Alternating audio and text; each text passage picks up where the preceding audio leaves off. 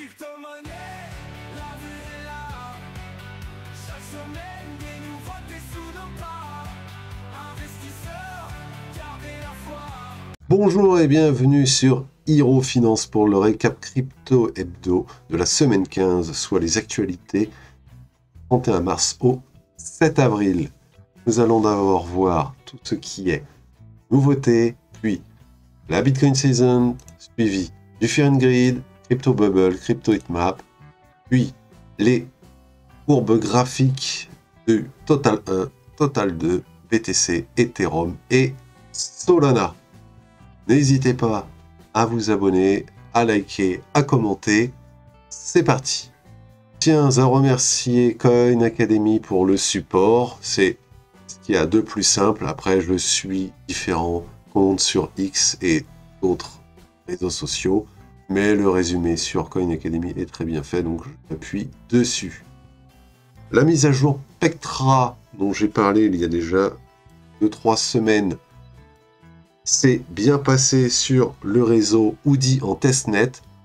De ce fait, elle est mise au 7 mai. Ça devait être fin avril, du coup, ça sera début mai.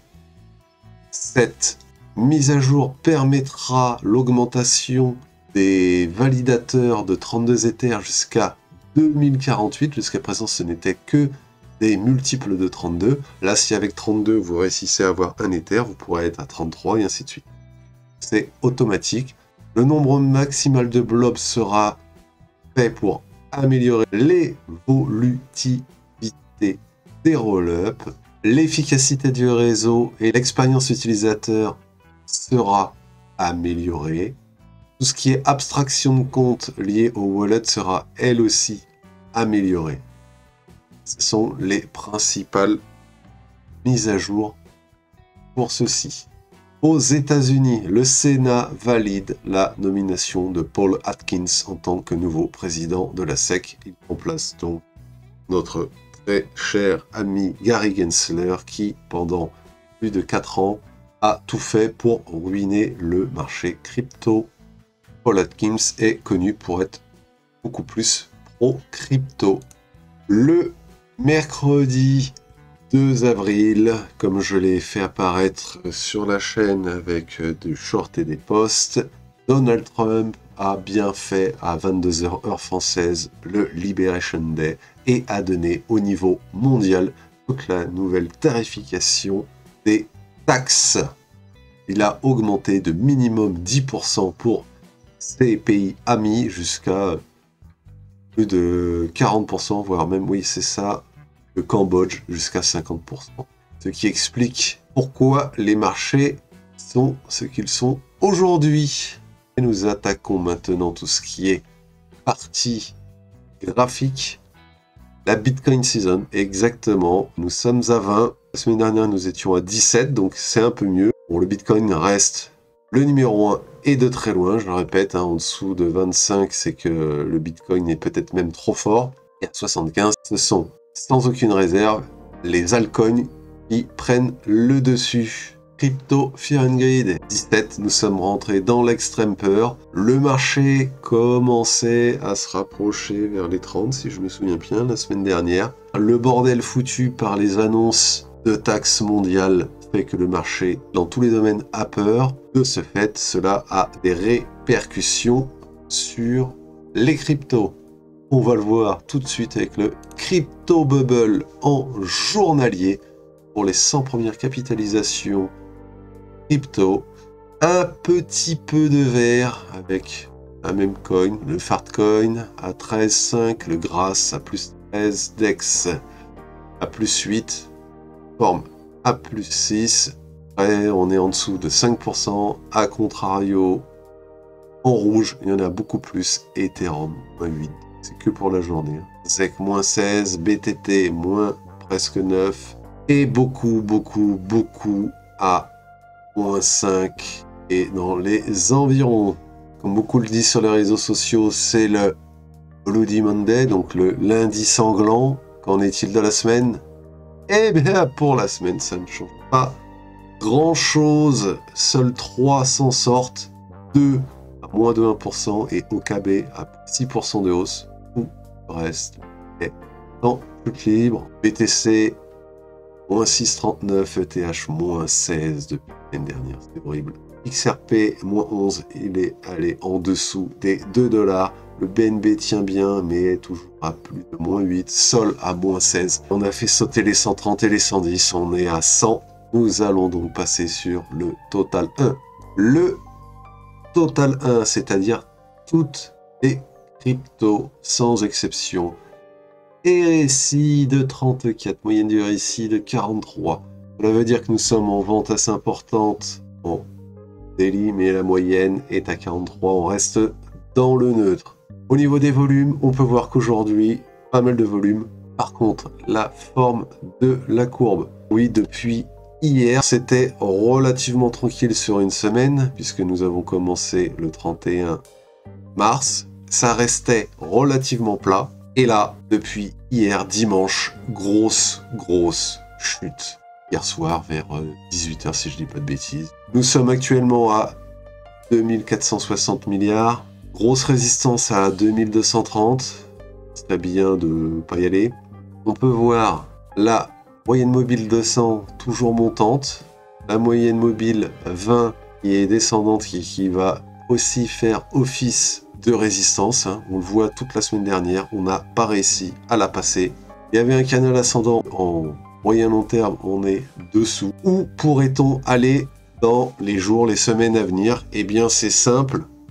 Le Liberation Day était juste la première étape. Il doit y avoir une deuxième étape de taxe vers le milieu, vers le 15 avril, et à la fin du mois, une troisième vague de ce fait, entre les déclarations de taxes de Donald Trump en 3 vagues et les contre-attaques des différents pays dans le monde. On peut fortement imaginer que cela va encore chuter. Le Total 2 en journalier, le Total 2, toutes les cryptos, sauf Bitcoin. RSI de 38, moyenne du RSI de 45, donc ça ressemble beaucoup au Total 1. Des volumes beaucoup plus importants aujourd'hui, sinon c'était des volumes relativement faibles depuis la semaine dernière. Par contre, par rapport au Bitcoin qui, on a vu, était relativement plat, on voit déjà que le marché chutait jusqu'à mercredi. Après, il attendait une timide remontée, mais qui était encore en dessous de ce qu'il y avait lundi dernier. Et là, dimanche, bien belle descente. Et aujourd'hui, une belle toupie. Nous pouvons voir qu'aujourd'hui, nous sommes allés toucher le support des 834 milliards.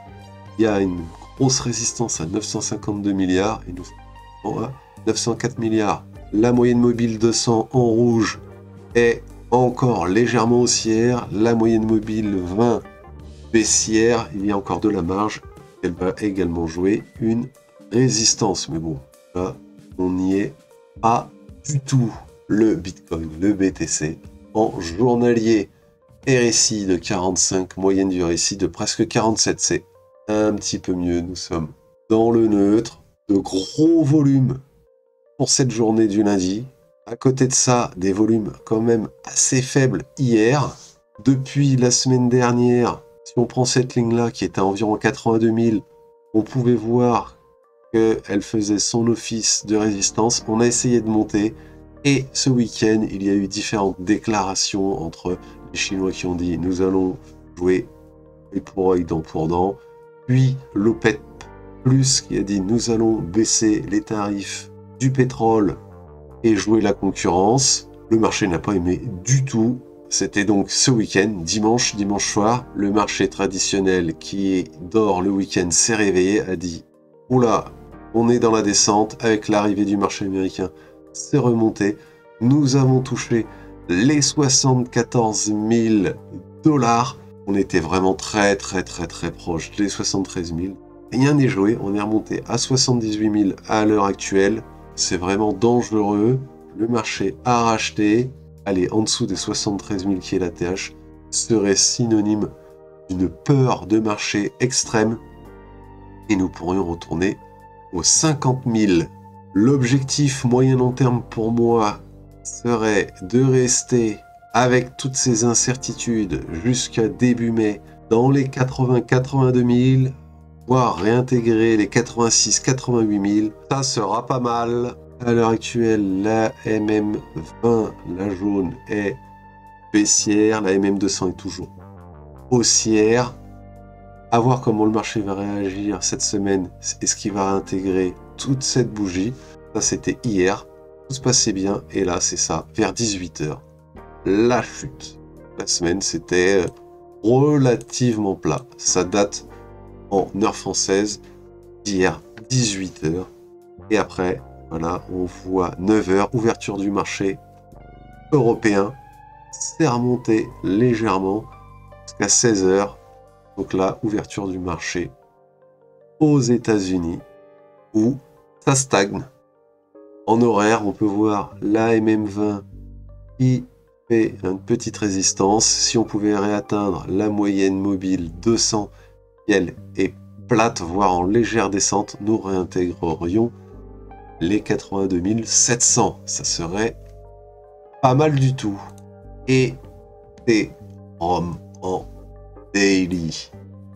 RSI de 27, moyenne du RSI de 37. Nous sommes tous les deux dans la vente, pas dans l'extrême vente, mais c'est vraiment pas terrible. C'est 25, hein, là, 27.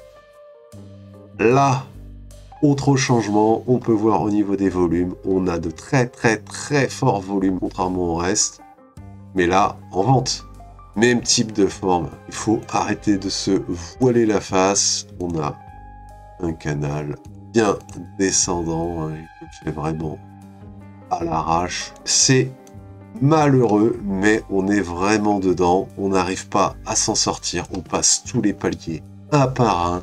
Est-ce que la mise à jour Pectra va changer quelque chose? J'aimerais y penser, j'aimerais le croire. Nous sommes arrivés aujourd'hui, nous sommes actuellement à 1566. C'est terrible. Les équivalents d'aujourd'hui, on passe en 2023, c'est-à-dire pendant le bien. Est-ce qu'on y voit une opportunité? Est-ce que le marché capitule par rapport aux semaines précédentes? On était sur cette grosse résistance. Jusqu'à la semaine dernière, on jouait dessus. On était encore dessous. C'était tendancieux, mais on n'était pas loin. Et là, bah, dimanche, on est passé de 1008 à 1005. On a perdu 20%. Aujourd'hui, une toupie. Contrairement à Bitcoin, où c'était une toupie verte, qui continue. Là, on a une toupie rouge qui est plus basse. Bon, après, on est quand même atteint les 1400. Est-ce qu'on se contente du pire ou du moins pire? On maintient les 1500, ça serait beau, j'aimerais y croire. Je ne suis pas forcément un inconditionnel d'Ethereum, mais j'y ai cru. Encore, là je commence à plus que douter. Je ne vois plus Ethereum monter à 6000.